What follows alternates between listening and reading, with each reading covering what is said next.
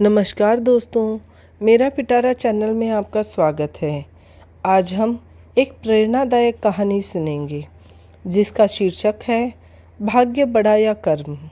एक जंगल के दोनों तरफ अलग अलग राजाओं का राज था और उस जंगल के बीचों बीच एक नदी बहती थी।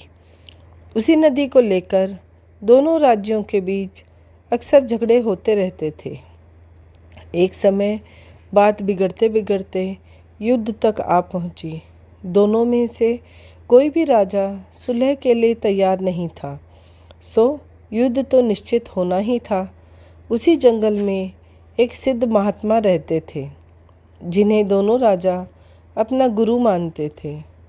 युद्ध से पहले दोनों राजाओं ने उन महात्मा जी का आशीर्वाद लेने की सोची और पहुंच गए जंगल की उस कुटिया में जहाँ महात्मा रहते थे। पहले एक राजा आया और उसने महात्मा से युद्ध में विजय का आशीर्वाद मांगा। महात्मा कुछ देर तक उस राजा को देखते रहे और फिर बोले, राजन, तुम्हारे भाग्य में जीत नहीं दिखती, आगे ईश्वर की मर्जी।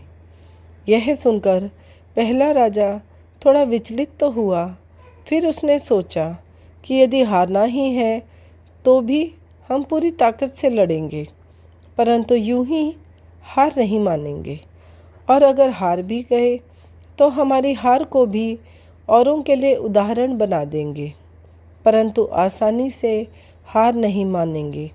यह निश्चय कर वह वहाँ से चला गया।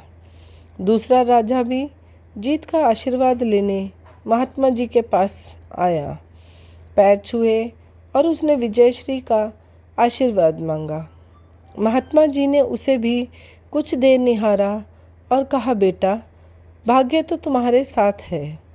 यह सुनकर राजा खुशी से भर गया और वापस जाकर निश्चिंत हो गया, जैसे कि उसने युद्ध तो जीत ही लिया हो। आखिर युद्ध का दिन आया। दोनों सेना एक दूसरे के आमने सामने थी और युद्ध प्रारंभ हो चुका था। एक तरफ की सेना यह सोचकर लड़ रही थी कि चाहे किस्मत में हार हो, पर हम हार नहीं मानेंगे। हम अपनी सर्वश्रेष्ठ कोशिश करेंगे और अपना सर्वस्व झोंक देंगे। वहीं दूसरी तरफ की सेना निश्चिंत मानसिकता के साथ लड़ रही थी कि घबराना कैसा, जीतना तो हमें ही है। लड़ते लड़ते दूसरी सेना के राजा के घोड़े के पैर का नाल भी निकल गया, जिस वजह से घोड़ा लड़खड़ाने लगा, परंतु राजा ने ध्यान ही नहीं दिया, क्योंकि उसके दिमाग में सिर्फ एक ही बात चल रही थी कि जब जीत मेरे भाग्य में है, फिर किस बात की चिंता। कुछ ही क्षण बाद उनका घोड़ा लड़खड़ा कर गिर गया, जिससे राजा भी जमीन पर गिर पड़ा और घायल हो गया और वह दुश्मन के बीच घिर गया। पहले वाले राजा के सैनिकों ने उसे बंधक बना लिया एवं उसे अपने राजा को सौंप दिया। युद्ध का निर्णय हो चुका था। युद्ध का परिणाम बिल्कुल महात्मा जी की भविष्यवाणी के बिल्कुल उलट था। निर्णय के बाद महात्मा जी भी वहां पहुंच गए। अब दोनों राजाओं को यह जानने की बड़ी जिज्ञासा थी कि आखिर भाग्य का लिखा बदल कैसे गया। दोनों राजाओं ने उनसे प्रश्न किया कि गुरुवर, बताइए, आखिर ये कैसे संभव हुआ। महात्मा जी ने मुस्कुराते हुए उत्तर दिया, राजन, भाग्य नहीं बदला, तुम लोग बदल गए। उन्होंने विजेता राजा की ओर इशारा करते हुए कहा कि अब आपको ही देखो राजन, आपने अपनी संभावित हार के बारे में सुनते ही दिन रात एक कर दिया। सब कुछ भूलकर आप जबरदस्त तैयारी में जुट गए कि परिणाम चाहे जो भी हो, पर हार नहीं मानूंगा। आपने खुद हर बात का ख्याल रखा, खुद ही हर रणनीति बनाई, जबकि पहले आपकी हर रणनीति सेनापति के भरोसे युद्ध लड़ने की थी।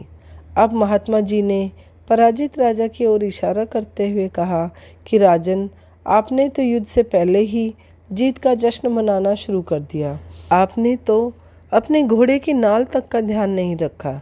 फिर आप इतनी बड़ी सेना को कैसे संभालते और कैसे उनको कुशल नेतृत्व देते।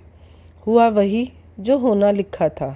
भाग्य नहीं बदला, पर जिनके भाग्य में जो लिखा था उन्होंने ही अपना व्यक्तित्व बदल लिया।